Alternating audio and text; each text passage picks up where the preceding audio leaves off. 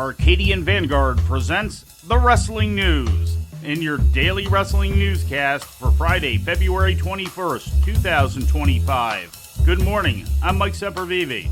We begin today with details that have come to light regarding last summer's meeting between Tony Khan and Shane McMahon. A source close to McMahon revealed to Fightful yesterday that McMahon was interested in potentially running AEW for Khan despite not having familiarity with the AEW product or business model. The source did not confirm rumors that McMahon was also interested in an ownership stake in the company. According to the source, Khan never followed up with McMahon after the meeting and also clarified that it was never a serious discussion beyond the one informal conversation. Sources close to Khan indicated that he did not share internally the nature of the meeting other than acknowledging it had happened. The source close to McMahon indicated that although a TV cameo appearance in AEW wasn't totally out of the question, the likelihood of any kind of substantial working relationship is slim at this time. In ratings news, NXT drew its lowest viewership of 2025 so far, with Tuesday's show bringing in 689,000 viewers to the CW according to Programming Insider. That's down from last week's audience of 801,000. The rating in the 18 to 49-year-old demographic was a .17, slightly down from last week's demo rating of .18. TNA Wrestling presented Impact Live last night on Access TV and TNA Plus from Full Sail University in Orlando, Florida.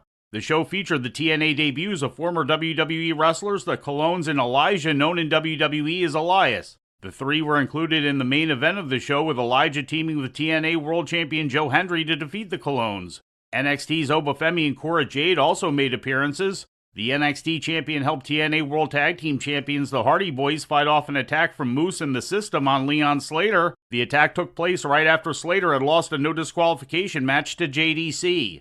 Jade, meanwhile, made her presence felt with a sneak attack on TNA Knockouts World Champion Masha Slamovich right after Slamovich had won a squash over Mila Moore. Slamovich was stepping in to replace Tessa Blanchard, who was part of an angle refused to wrestle on the show. In other results, Zachary Wentz and Trey Miguel beat NXT's Tyreek Igwe and Tyson DuPont, and Lei Ying Lee beat Rosemary. And finally, Ring of Honor streamed last night on Honor Club, featuring matches taped on February 8th at the Fort Bend Epicenter in Rosenberg, Texas. In the main event, Sammy Guevara teamed with CMLL's Dark Panther and Fuego in a trios match, getting the win over CMLL's Soberano Jr., Hechicero, and Barbaro Cavernario. ROH World TV Champion Commander successfully defended the title against Lee Johnson. In a 12-man tag team match, the Outrunners, the Von Erichs, and Top Flight defeated Griff Garrison, Jack Jameson, Preston Vance, and the Premier Athletes. In other results, the Gates of Agony beat Fly Deaf. Wheeler Yuta topped Fuego del Sol, Billy Starks went over Hyen, and Abaddon defeated Rachel Ellering. And before we leave you today, we'd like to remind you that however you consume your content, you can find the wrestling news 24 hours a day and 7 days a week across social media. On Twitter, follow us at Wrestling News AV.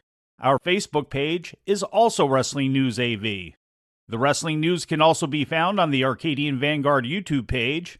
And for those who utilize Amazon Echo devices, just tell Alexa to play the Wrestling News podcast. And remember to make sure you add podcast at the end. Once again, for daily updates, breaking news, and more, follow the Wrestling News across social media. And that's the news for today. If anything happens, we will be here to tell you about it. No clickbait, no paywall, just the Wrestling News. The Wrestling News is a division of Arcadian Vanguard, and the Wrestling Newscast is a production of the Arcadian Vanguard Podcast Network.